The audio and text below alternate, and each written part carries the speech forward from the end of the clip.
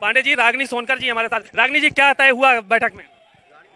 जी, बैठक हुई है समाजवादी पार्टी कार्यालय में और यहाँ पे तय हुआ है कि बेसिक जो भी मुद्दे हैं हमारे, क्योंकि सेंट्रल का बजट तो आ चुका है वो सबके सामने प्रत्यक्ष रूप से, और देख रहे हैं कि बजट आ तो रहे हैं बड़े बड़े, लेकिन धरातल पे कोई भी काम नहीं हो रहा है। तो हम अपने मुद्दों पे उसी तरीके से खड़े हैं जिस तरीके से हम पहले थे, चाहे वो बेरोजगारी का मुद्दा हो, चाहे जिस तरीके से यौन शोषण का एनसीआरबी का आंकड़ा बढ़ता चला जा रहा है, महिलाओं के अगेंस्ट जिस तरीके से शोषण हो रहा है उसके भी केसेस बढ़ते जा रहे हैं। साथ ही साथ अभी भी छूटा जानवरों से किसान परेशान हैं। किसान की आय जो थी दोगुनी की बात करी थी सरकार ने, और आज किसान बदहाल कंडीशन में है। बिजली की व्यवस्था ठप है, अभी तक सरकार ने पिछले 7 वर्षों में बिजली पे कोई भी काम नहीं किया है, कोई भी नया प्लांट जो है वो नहीं लगा है। तो बेसिक जो मुद्दे हैं हमारे, वो एक गरीब जनता के बेसिक मुद्दों से जुड़े हुए हैं, और हम चाहेंगे कि उस पर सरकार काम करे रेदर देन बड़ी बड़ी बातें करने से। कल हंगामा खेज होने के आसार हैं सदन, ऐसी भी सूचनाएं मिल रही हैं, तो क्या धरना प्रदर्शन करने का इरादा है आप लोगों का राज्यपाल के अभिभाषण के दौरान?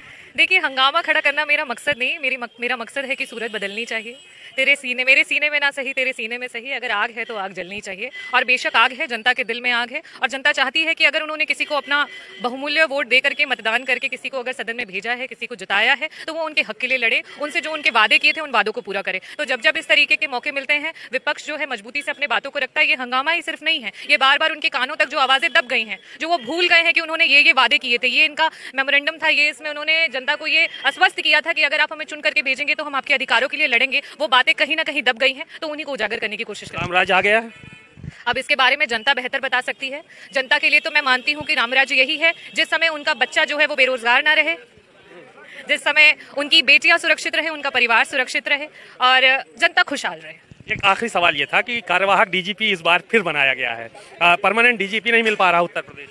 देखिए, ये बड़ी मैं कहूँगी कि ठेस की भी बात है, और शर्मसार करती है कि पूरे देश का सबसे बड़ा प्रदेश, और उस प्रदेश में आप बार बार डीजीपी टेम्पररी पोस्ट पे रख रहे हैं। तो आपकी पुलिस की व्यवस्था क्या है? आप जो बार बार क्राइम के अगेंस्ट नो टॉलरेंस की बात करते हैं, उसकी क्या व्यवस्था है? आपके ही पार्टी के कार्यकर्ता जो आईटी सेल में काम करते थे, उनके द्वारा एक आईआईटी की बच्ची के साथ जिस तरीके से बीएचयू के कैंपस के अंदर जो हुआ, वो बहुत शर्मसार करता है, पूरे देश को शर्मसार करता है, और ये बताता है कि आप क्यों अपने डीजीपी जो हैं वो परमानेंट नहीं कर पा रहे हैं। शुक्रिया बहुत बहुत। रागिनी सोनकर जी थी, समाजवादी पार्टी से तेज तर्रार विधायक हैं। बहुत सारी बातें उन्होंने कही और कहा कि हम लोग जनता के मुद्दों को इस बार बजट सत्र में उठाने का काम करेंगे। कैमरामैन पंकज निगम के साथ सीमा नकवी, भारत समाचार, लखनऊ।